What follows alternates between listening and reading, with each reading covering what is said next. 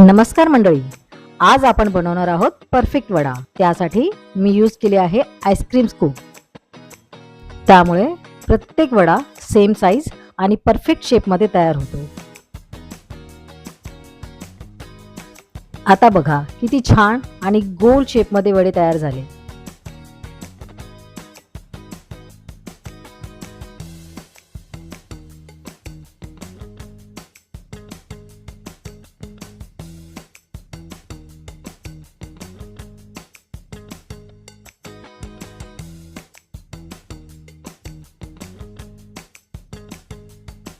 जर तुम्ही घरात बनवत असाल किंवा तुमचा छोटासा बिझनेस असेल तर ही ट्रिक नक्की ट्राय करा। Thank you.